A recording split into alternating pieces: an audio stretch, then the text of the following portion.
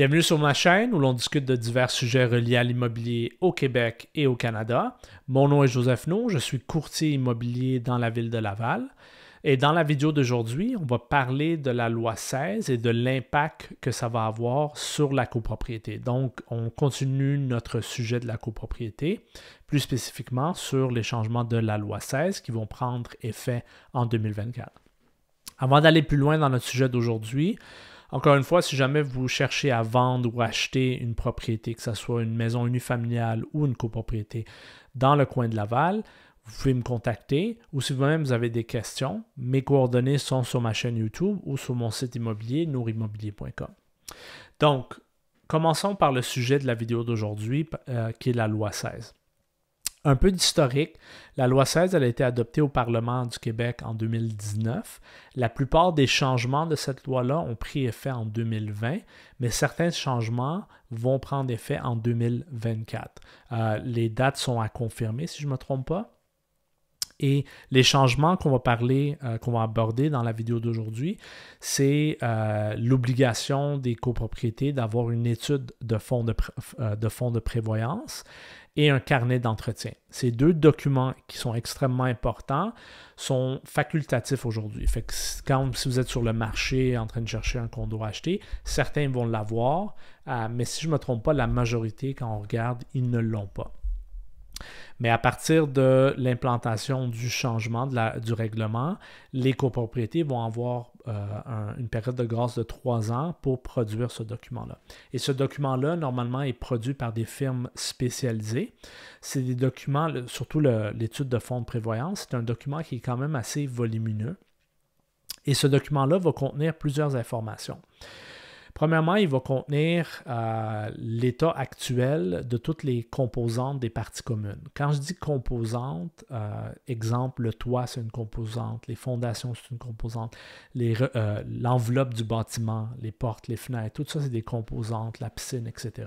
On parle ici de parties communes. Si vous vous rappelez, dans une des vidéos précédentes, quand on parlait de fonds de prévoyance, les fonds qui sont là-dedans sont utilisés pour payer les réparations majeures ou le remplacement des composantes des parties communes. Donc, fait qu'on parle strictement des parties communes dans cette vidéo.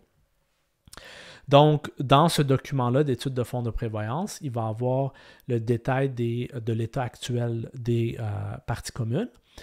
Et par rapport à la durée de vie normale, l'étude va vous montrer combien d'argent sur une période de 25 ans à 30 ans, excusez-moi, combien les dépenses en termes de fonds de prévoyance l'immeuble va avoir besoin, ou le syndic, parce que des fois c'est un regroupement d'immeubles, va avoir besoin d'année en année pour les prochaines 25 à 30 ans pour pouvoir payer pour ces réparations majeures ou le remplacement de certaines de ces composants. Et basé sur les dépenses à venir, ils vont formuler des recommandations dans ce rapport-là par rapport au montant d'argent qui doivent être mis dans le fonds de prévoyance. Si vous vous rappelez, dans une des vidéos précédentes sur le sujet, j'avais marqué que le règlement actuel demande un minimum de 5 %. Les copropriétaires peuvent décider de voter de mettre plus. En général, ça tourne aux alentours du 5 % et malheureusement, ce n'est pas assez. C'est pour ça que des fois, vous allez voir des cotisations spéciales, même quand on fait des renseignements pour nos clients auprès du syndic. On a un formulaire qu'on fait remplir le représentant du syndic et les questions qu'on va poser, c'est est-ce que vous vous attendez à avoir des cotisations spéciales? Mais souvent, quand les immeubles, il y a des cotisations spéciales, c'est parce qu'il n'y avait pas assez d'argent dans le fonds de prévoyance. Donc, c'est une bonne chose à avoir une étude de fonds de prévoyance. Puis, une partie du règlement va faire en sorte que non seulement ce rapport va être obligatoire, mais que les recommandations qui vont provenir de ce rapport-là, mais le syndic de copropriété va devoir établir le montant à mettre dans les fonds de prévoyance basé sur les recommandations de cette étude-là. Donc, le résultat, si vous voulez, net, c'est qu'une fois que ce règlement est mis en place et que de plus en plus de copropriétés ou de syndics de copropriété font l'étude de fonds de prévoyance, bien, vous allez voir un impact sur les frais de condo. Fait que si vous voyez aujourd'hui une copropriété qui a des frais de condo très bas bien, attendez-vous sûrement qu'ils n'ont pas encore fait l'étude de fonds de prévoyance. Une fois qu'ils vont le faire, bien, il va y avoir des augmentations, puis des fois, c'est des augmentations drastiques. Donc, overall, je vous dirais que moi, je suis pour ce règlement-là parce que malheureusement, le scénario qu'on voit très souvent, surtout dans les bâtiments plus âgés, exemple, un bâtiment qui est vieux de 25 ou 30 ans, c'est qu'au début, quand le bâtiment a été construit puis les gens y ont acheté, bien, ces propriétaires-là, parce qu'il n'y avait pas vraiment de maintenance à faire, le toit, il y a une durée de vie normalement pour des immeubles comme ça de 25 ans, et ainsi de suite. Les fenêtres ne vont pas être changées avant longtemps. Bien, ils ont voté au fil des ans de garder les frais de condo quand même bas. Donc, frais de condo bas, ça veut dire le montant mis dans les fonds de prévoyance est aussi bas. Parce que si vous vous rappelez, les fonds de prévoyance, c'est un montant des frais de condo. Fait que si vous mettiez 100 $, puis si vous mettez le minimum 5 %, c'est 5 $ qui va dans le fonds de prévoyance. Fait que ces copropriétaires-là, au fil des temps, ils ont voté pour garder les frais de condo bas. Et ce qui se passe, c'est qu'éventuellement, ils déménagent. Fait qu'il y a un taux de roulement dans l'immeuble. Et les nouveaux propriétaires, bien, ils sont propriétaires après 25 ans de durée de vie de l'immeuble. Bien là, les réparations commencent à venir. Le remplacement de la toiture commence à venir. Les fenêtres commencent à être vieilles. Et donc, ils n'ont pas assez d'argent dans le fonds de prévoyance. Fait qu'il y a deux choses qui se produisent. Il y a les cotisations spéciales et il y a des votes d'augmentation de frais de copropriété. Fait que c'est des scénarios qu'on voit assez souvent.